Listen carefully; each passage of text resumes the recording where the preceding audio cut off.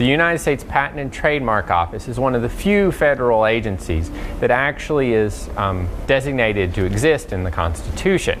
Article 1, Section 8 of the Constitution reads, "To promote the progress of science and useful arts by securing for limited times to authors and inventors the exclusive right to their respective writings and discoveries, set the stage for the modern patent office." Hi, I'm Zach, and as always, I'm joined by my colleagues Craig and Pam. Did you know that May is National Inventors Month? And according to the National Inventors Hall of Fame, this annual celebration was created to promote, quote, "the positive image of inventors and the real contributions that they give to this world." Think back to your schooling years and what you learned about inventors and their inventions, from Thomas Edison and the light bulb to George Washington Carver and crop rotation. Countless individuals and teams of people have forever changed the way we go about our lives and our work. This monthly celebration gives us pause to remember these innovators and their contributions. Even with this annual opportunity to do so, choosing whom to recognize and for what can be a task in and of itself. Luckily, the U.S. Constitution outlines a process of keeping track of inventors and their inventions. In the opening clip, we heard from Thad Parsons, the former director of the National Inventors Hall of Fame and Museum, then located in the U.S. Trademark and Patent Office in Alexandria, Virginia. He talked about the Patent and Trademark Office's designation in the Constitution and its origination in 1790. On the other side of the break, we'll delve into all things innovation with two special guests from the National Inventors Hall of Fame, the organization's Executive Vice President for Selection and Recognition, Rini Paiva, and curriculum writer Katie Kirkpatrick. So stay tuned. We'll be right back.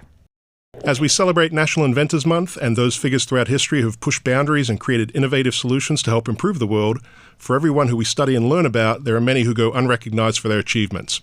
To learn more about why we recognize inventors during this month, as well as some of the people throughout history who have left their mark on the world through their work, we've invited two experts from the National Inventors Hall of Fame to join us today. First up, we have Rini Paiva, Executive Vice President for Selection and Recognition, as well as curriculum writer Katie Kirkpatrick. Thank you to you both for joining us today. Thanks for having us. So, Rini and Katie, can you talk about what the National Inventors Hall of Fame is, its mission, and further explain what each of your roles are? Sure. So this is Rini, and the National Inventors Hall of Fame is an organization that's devoted to recognizing great inventors as well as inspiring and encouraging invention and creative thinking in others, particularly the younger generations. And we really want to put a spotlight on how important, invention is and how important it is the work that many inventors have done to change the world and really get that message across to younger folks that, they're capable of doing the same thing. Here at the National Inventors Hall of Fame, I oversee our recognition programs. So that means things like our selection process, the museum where we have great displays on the inventors, our recognition events like the annual induction gala, which honors the inventors, and also just serving as a liaison between our organization and the inductees as we work with them throughout the year. And this is Katie, and my role as a curriculum writer is to build relationships with the inventors that we induct into the Hall of Fame and to research their inventions and help develop the curriculum that we write for the students and for our camp programs, which we'll talk about a little bit later. And a big part of that is also testing the curriculum and the activities that we do with students in classrooms. Thank you. And thanks again for both of you being here with us today. To that end, about recognizing inventors and their impact and encouraging students to learn about and to understand just the profound effects that inventors and their inventions have had on our society, can you provide us with a little bit of history of the National Inventors Hall of Fame and speak maybe to why May is recognized as National Inventors Month? Well, as far as the history of the Hall of Fame, back in the early 1970s, some folks were sitting around thinking about what a great idea it would be to honor inventors. And in fact, the organization was co-founded by the U.S. Patent and Trademark Office, as well as a group of intellectual property attorneys as a means for, again, recognizing the great work that inventors do and the impact they have on our day-to-day lives. For a long time, the organization provided recognition through displays and kiosks at the Patent and Trademark Office. And over the years, finally, the decision was made to create a brick and mortar museum, which we did. That museum is currently in the DC area in Alexandria, where we always have displays on the latest class of inventors and also talk a lot about the importance of inventions and trademarks and how they're just completely integrated in our lives, even though we may not even realize it. As far as May being National Inventors Month, for a number of years, one of the things that we've done is hold our annual induction ceremony in May. This year is a little bit of an anomaly as we're playing some post-pandemic catch-up, but we've found that it is a great time for us to gather in the DC area, bring in many past inductees in the Hall of Fame as well as the current class, and just, again, put them up on that pedestal so people can see the great things they've done. And you touched a little bit on your role, Rini, as the Executive Vice President for Selection and Recognition. But can you dive a little bit deeper and tell us a little bit more about the nomination, selection, and recognition process for these folks that we don't know about? Yeah, of course. So one of the things that people should know is that we accept outside nominations, and it's very easy to do that. You just go to our website, which is invent.org, and you can click on Nominate an Inventor. And as long as an inventor has a U.S. patent, they're eligible to be considered. So we ask people to submit ideas to us of significant inventors whose work has truly made an impact, something that's maybe had an economic impact, a societal impact, maybe a cultural impact, something that has moved an industry or something in society forward. And as people nominate, we compile those nominations, run them through some pretty rigorous vetting and research, and we'll end up putting a list of candidates in front of a national selection committee. And these are folks from different national, technical, engineering, science, intellectual property organizations. And they make recommendations every year on who inductees should be, and we end up getting that ratified by our board. And then it's that group of people who we give all the attention that they deserve to by having this annual black tie gala and putting them literally up on a stage and just making them feel special and letting the world know what it is that they've done. Terrific. And so I know you talked a little bit about the emphasis on education and inspiring young people. You talked a little bit just then about the impact that some of these inventions have had and some of these patents and trademarks have had. But how do you determine which artifacts you're featuring in organizing your exhibits and which stories to share? Are there any specific examples of some inventions or trademarks, patents that you could share? Sure. So we, just for instance, in this past year, obviously, we were recognizing the 22 inductees. So we always do an exhibit on the current class. And one of the 2022 inductees was Lonnie Johnson. And Lonnie Johnson is someone who's done a lot of very good energy research. He's done a lot of work with battery technology and things like that. And that is what his life is devoted to. He also happens to be the inventor of the Super Soaker toy that a lot of people are familiar with. So when he came up with that Super Soaker, he went through a lot of prototypes. He ended up coming up with a successful toy. And all the profit that he's made off of the Super Soaker, he has put right back into R&D for his energy research. Well, all of this overall, and giving you a very high-level look at this fascinating story, we realized that he still had the prototypes that he made, including the very first prototype, and we thought, what a great foundation in terms of telling that story of who he is and what he's done. And for the past year, we had that prototype on display in the museum. So I guess we really do look for objects that are going to help illustrate the stories that these inventors, have gone through and what they've given to us.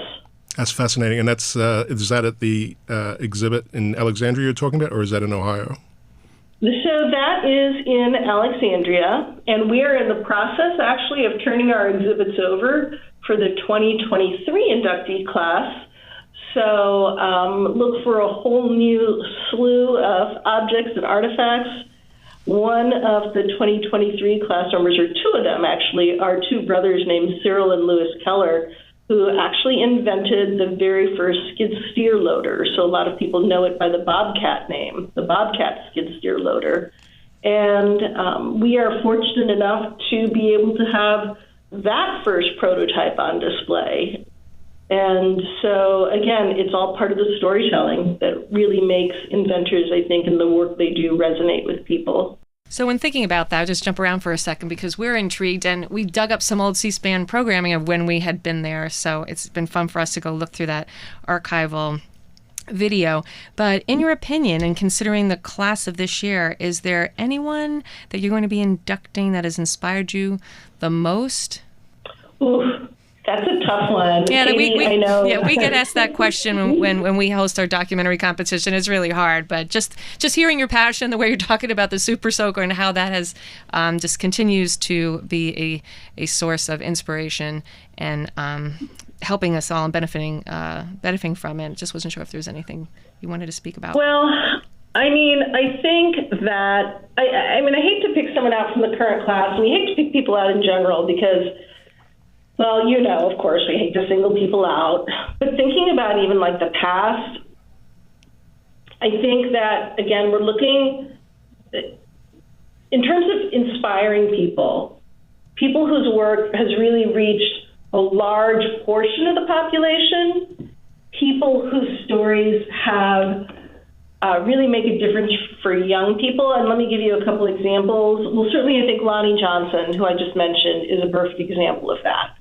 I mean, I can't tell you the number of people who are just, they're starstruck when they meet someone like him.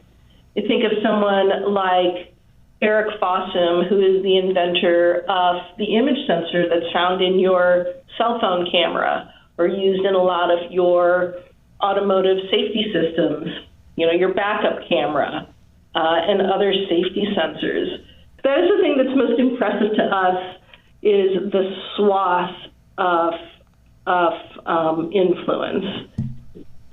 You take someone like Fran Ligler, who is an inductee, she did work on portable optical biosensors. And, you think of something like the Pentagon in D.C. Well, there are portable optical biosensors outside the Pentagon that are constantly sniffing the air to make sure that everything is okay. It's a place of great national security. So, those are the kinds of things we find really inspirational. Yeah, and in response to Craig's question a little bit ago, you discussed the importance and the power of telling stories, and then, of course, to Pam's most recent question, these potentially unfamiliar people in your word, ubiquitous work, right? And we're all former classroom teachers, so we can definitely relate to the importance of telling stories and then also of highlighting these diverse people that might be potentially unfamiliar and showcasing our students history that they probably never heard about before. But yeah, exactly. Yeah, go ahead. I was going to say, Katie, I think, can really speak to that too, because we were just talking about someone who you really appreciate. And I think he's a good example. Oh, yes. It is as Rini said, it's very difficult to choose just one Hall of Famer that is very inspirational because they're all such an inspiration for inventors, young and old. But I know Steve Sasson is a big inspiration for me as a photographer myself. I use a digital camera quite often, and I have him to thank for that invention. He's known as the inventor of the first digital camera. But to your other question about how do you approach creating resources about potentially unfamiliar people, One of the amazing aspects of my position as a curriculum writer at the National Inventors Hall of Fame is that the inventors who are inducted in the Hall of Fame are no longer unfamiliar to us at the organization, especially after induction. We spend many hours conducting thorough research on our new inductees by reading biographies, news articles, and any other relevant sources to gather as much information as we can about their life and their accomplishments. And we spend hours interviewing them and filming the inductees and their labs and home. We build a relationship with them. In fact, later this week, I'm having lunch with Steve Sasson, who I mentioned earlier, the inventor of the digital camera. And then after we build these relationships with the inventors, we're able to make connections that the children are able to relate to. So, for instance, one of the co-inventors of the Kiva robot is Pete Werman, and he used a notebook to keep track of his ideas. So that's something in our curriculum that we encourage students to use a notebook to keep track of their inventions. We also connect the inventors to students through things that might interest them, such as Marshall Jones, who's the inventor of industrial lasers. He grew up on a duck farm, and so kids find that fascinating to know. I know you just asked us who inspires us, and we said we don't like to focus in on people, but I mean, obviously you can tell that we just find so many of them fascinating. It's hard not to talk about them. Yeah, exactly. I was just going to jump in because you're like your teacher's dreams right there. You know, students who have, you found that little seed inside of you, something that's interesting, and then you're challenging yourself and wanting to learn and wanting to grow more, and that's exactly what this is all about. So. We're excited to hear some of the people who have been inspirational to all of you. Yeah, so many stories that are going to resonate with different students and different teachers. So, Katie, just picking up on you, I know as the curriculum writer, you're working on educational resources for teachers and for students. But can you, this question's for both of you really, but any opportunities in terms of virtual or in-person opportunities? What does the organization specifically offer to those people who can get to Ohio or get to the exhibit in Alexandria, and for those who can't, who are more remote and obviously trying to look for online opportunities? Can you speak to what those are? Of course. The National Inventors Hall of Fame has a lot of resources for educators, families, and students, and we offer many opportunities, both virtual and in person. So a good place to start is going to the website. As Rini has said, it's invent.org, and you can find lots of downloadable STEM activities. You can take, if you don't make it to Alexandria, Virginia, you can take a virtual tour of the National Inventors Hall of Museum. You can watch many inductee stories on our YouTube channel, and you can find information about the different programs that we offer. So we have some in-person opportunities for students. We have Camp Invention, and it's for students in grades kindergarten through 6th, and it's traditionally run for 1 week, and it's during the summer months. We also have Club Invention, and that's for students who are in 1st grade through 6th grade, and it's an after-school STEM education program. And then for some of the older students, there's also a Leaders in Training program for kids in the 7th through 9th grade, where they will act as role models and encourage creativity and hands-on learning for the students in kindergarten through 6th grade in Camp Invention. And then for virtual opportunities, we have Camp Invention Connect, which is for kids in kindergarten through 6th grade. And this is a really great opportunity for kids who aren't able to make a camp in person, because you get an innovator toolkit that is mailed right to that child's house. And it is packed with all of the materials that they need to complete a week of Camp Invention at home. And the kids can log on to scheduled meeting times and meet with other kids who are also doing Connect at Home, and it's led by an educator virtually, or they can also complete the STEM activities on their own by logging into our website. So we have that running again this year. It'll be our Elevate program, and it has some really fun modules in it, like Flight Lab and Rescue Squad, design thinking.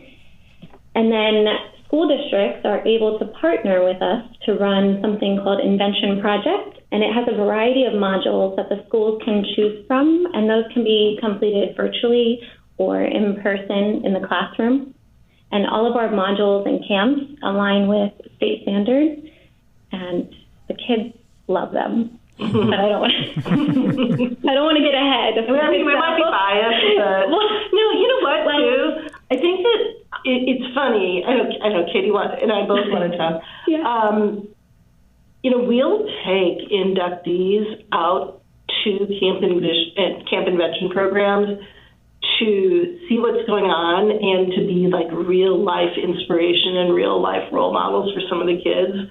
And they end up getting caught up in it and get caught up in the programming and want to participate. So it truly is just so engaging. It really is. I'm not sure if I mentioned, but I was a kindergarten teacher for 10 years and prior to becoming a curriculum writer for camp. And I actually taught Camp Invention since 2016 in the summer months. And it rejuvenated me as a teacher. It was my favorite time of the school year teaching camp. It was a relief to see the kids actively engaged and collaborating with each other. And I mean, just seeing the smiles on their face, it was amazing. Yeah, and as Pam was an elementary teacher, I was a middle school teacher, and Craig was a high school teacher. We can definitely relate to that and just the rejuvenating effect that type of success, that type of impact has, especially in the spring months when you're surrounded around potentially, depending on your grade level, state testing and this, that, and the other that can often kind of detract from that joy that sometimes comes into your classroom and those experiences. And I have to share, too, for our audience that we shared with both you, Rini and Katie, at the onset before the interview, that our podcast producer, Shannon, was actually an attendee at Camp Invention and left such a great impact on her that she said she still has the T-shirt in her closet to this day, how many years later. So definitely speaks volumes about the impact that your programs have on kids across the country. Well, we absolutely love to hear that. That is amazing. And I think that kind of passion for the program is seen in a lot of people. It's funny, I was talking about inductees going to visit Camp Invention. We have inductees who will wear, they get T-shirts from the Camp Invention program, and some of them love to wear them out and about, too, when they're running their errands. So kind of fun for us to see them doing those sorts of things. Well, this has been wonderful. I wanted to give you a chance. Anything else that you'd like to share with our listeners today? I mean, I think one of the main things for us is just reminding your listeners that, I think that they probably already know this, but every single inventor out there has his or her own amazing story, whether that's an inventor like one of the inductees in the Hall of Fame or, one of the kindergartners that Katie used to teach all those years ago. Every inventor has a story, and every inventor is interesting. So, that's why we love to be able to work in this topic and encourage the whole idea of invention and creativity. Love it. Rini and Katie, thank you again, and we really appreciate your time today. Oh, you're welcome. We've enjoyed it. Yes, thank you for having us. Innovation has been a hallmark of the United States since our founding. And it's through the vision of inventors, their trial and errors, and their tenacity and commitment that they and their inventions have helped shape the way we approach nearly every aspect of our lives. But competition in the innovation world is fierce. So what safeguards are put in place to protect innovators? Well, securing a patent or a trademark are two common options in our republic. But for someone like myself who has never invented anything, unless you count the macaroni and cheese, corn and peas concoction that I made when I was 9, what are patents and trademarks, and what's the difference? Once again, here's Thad Parsons from the National Inventors Hall of Fame and Museum. The difference between a patent and a trademark is actually reasonably simple. A patent is intellectual property protection of either a physical object, so for something simple, let's say a paperclip. So you could get a patent on a paperclip, or you could also get the patent on the method of making the paperclip. So patents are on objects and methods. Trademarks are on names and identifying marks. So in the instance of Nike, there is the word Nike, which is a trademark, but then there's also the swoosh. So whether it's a word or a shape or even a color, those identifying marks are what are called trademarks. The two clips we played in this episode are from a C-SPAN Classroom Bell Ringer resource that offers a review of the history of patents and trademarks and talks about how the U.S. Trademark and Patent Office has evolved over time. Historically, candidates had to provide models or prototypes to showcase their ideas and how they function. But over time, the space got a little cluttered, so they had to revise their requirements. As a former middle school teacher, I think this bell ringer would be a fantastic resource to launch a lesson or a unit on inventors. For example, students could then take it to the next level by researching someone they're interested in or a local inventor, or perhaps provide them with an opportunity to be creative and have them develop their own inventions. Working independently or collaboratively, the class could then create a classroom patent and trademark collection, showcasing their work as a culminating classroom activity. And in thinking about end-of-year activities as we're in May and approaching June and the last few weeks of the school year, this collection could be a fantastic option to highlight social studies work for your school's Title I or Family Night. It's a great way to get young people engaged in thinking about issues that are important to them and how future improvements could be made to positively impact our lives. One of the people that they discussed was Lonnie Johnson, and we found a program with tour guide Eric Finley, who leads tours along the African American Heritage Trail in Alabama. In this clip, he talks about Lonnie Johnson's origins and philanthropy, so let's listen. There's a gentleman that went to one of the local high schools here, Williamson High School, and he used to blow up things in the chemistry lab and set his mom's kitchen on fire. So ultimately, he goes to Tuskegee University, becomes a PhD engineer, works on the B-2 stealth bomber, and then he invents the Super Soaker, the water gun that shoots over buildings and across the street, that he sold over $1 billion worth.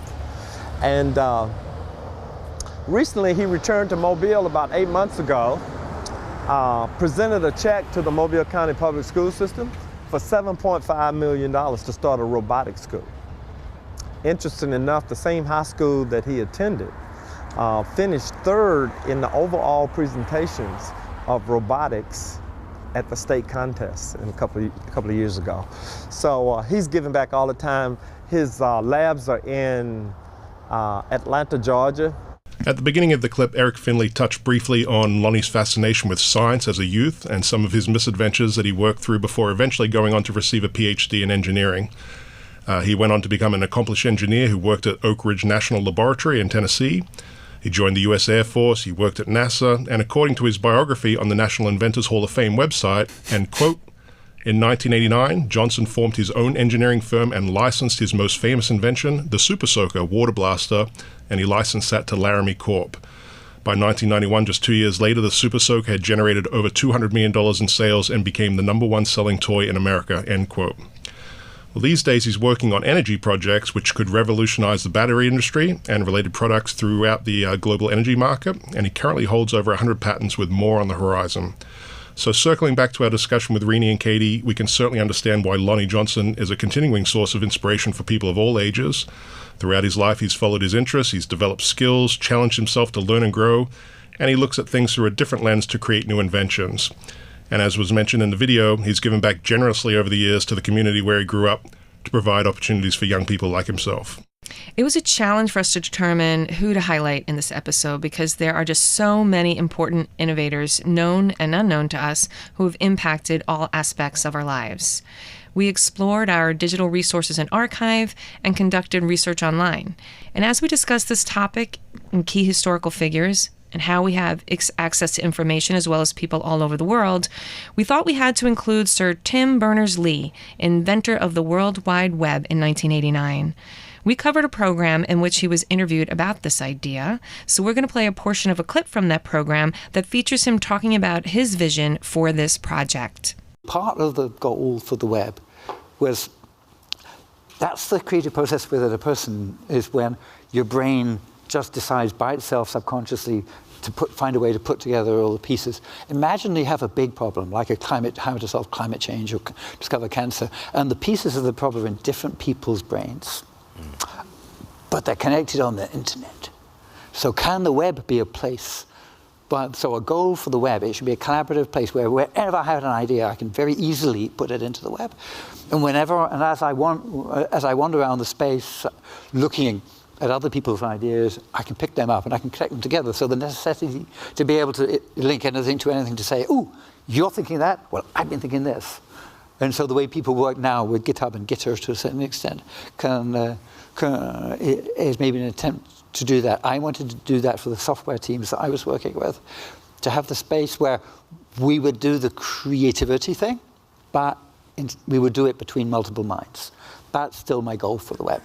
I think this clip is such a great example for students to learn about collaboration and how we all bring our ideas and skill sets to a project, and how it can be done outside the traditional classroom with access to people around the globe. Now, this clip is part of an On This Day in History resource we have on our C-SPAN Classroom website that features other portions from that program. And another point that I want to highlight from it, and one that I found very interesting, is when Sir Tim Berners-Lee talked about why he did not seek a patent for the web, especially after we learned earlier, Zach, as you mentioned, about how they can protect us.